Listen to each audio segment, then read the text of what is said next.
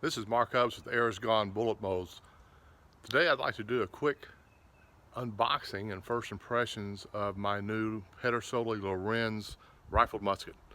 I'm sort of excited about this. This is a reproduction that many of us have tried to have produced for decades.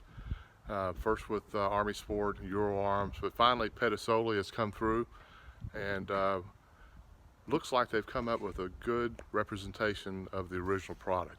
So without further ado, I'll open the box.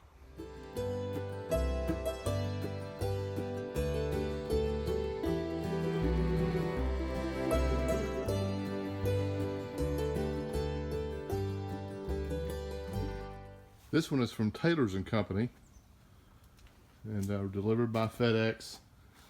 I think also Dixie Gun Works handles these, and also Regimental Quartermaster. Taylor's was able to offer the best price, which is still a painful price at $1,448. I think the others were as much as $100 more, and I had to get on the waiting list to get this one. The wait time was about 2 months since they sold out with the last shipment.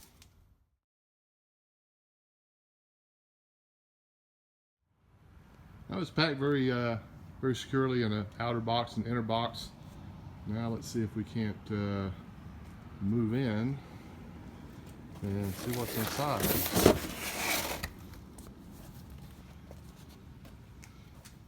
Nice foam packing.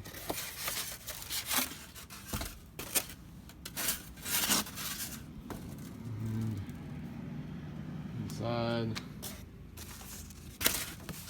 obligatory paperwork. And this is just a generic rifle instruction manual, and a box on the side. Not sure what that is. See if I do this one-handed. I think this may be a second front sight. Yeah, that's what this is. See, it's a dovetail front sight. I think there's a tall one and a short one. One more for the same height as the original, and the other, see if I can get it out, the other taller for target work. So we'll set that down. I got the plastic off, the bubble wrap, and it looks very nice. And what I hope to do here later in the video is to show some side-by-side photographs with my original. You can see the dovetail front sight on this one. And that's one consolation they've made from the original. The original did not have a dovetailed front sight. It had this is simple silver soldered sight or brazed sight on the front. There's also the correct brass ring around the head of the rammer to protect the rifling. And the gun has got a pretty heavy coat of white grease on it, which I'll be wiping off so we can see it a little bit better. That's the markings they have added to the barrel, the modern markings. That's the only modern markings on it, and they've reproduced the others as per the original. Looks like my serial number is 225. And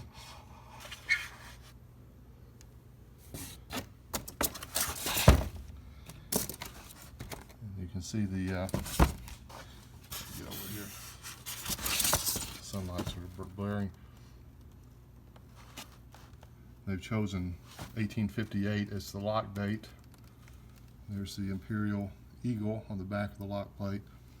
It's a model 1854. I'm not sure why they've chosen 1858. You can see there's actually the digit is missing, which is correct. They were just the last 3 digits of the dates what they put on the lock plates. Maybe 1858 was the first year that they had full production. Not sure. That's a good question. I can ask someone else. The first thing you should notice is the difference in stock wood. The original has European beechwood, and the reproduction uses American walnut. Why they've chosen walnut, I'm not certain, because the originals, all of them, used beechwood. Now this is sort of ironic because years ago when some of the first reproduction Civil War muskets came into the U.S., not Lorenz's, but Springfields and so forth, they usually had beechwood, and people disguised them to make them look like walnut.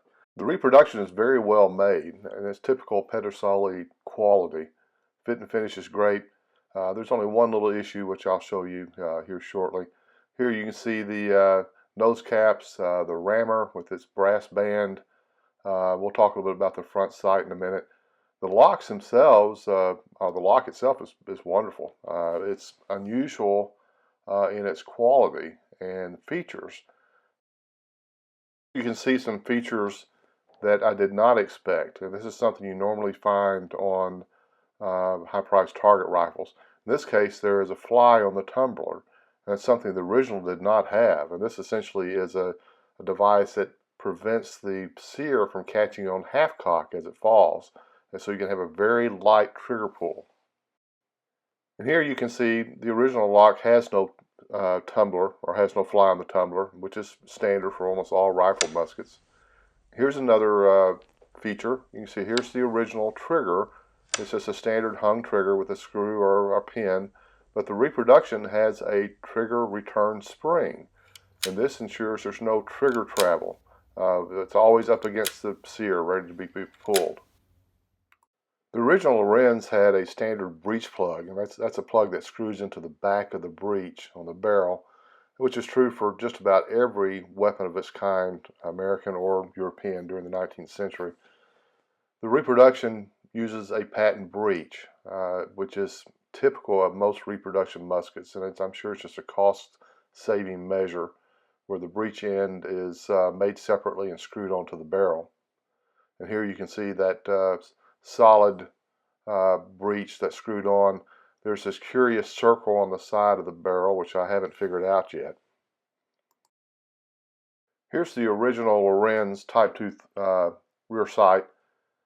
And you can see how for the dovetail they simply just cut a regular slot and then upset the edges to make it into a dovetail so they can insert the rear sight.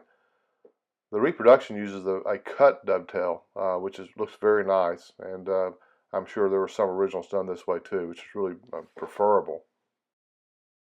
They did a very good job of reproducing this rear sight. Here you can see this one even has a set screw, so it can be adjusted more easily. Here's the original. No set screw.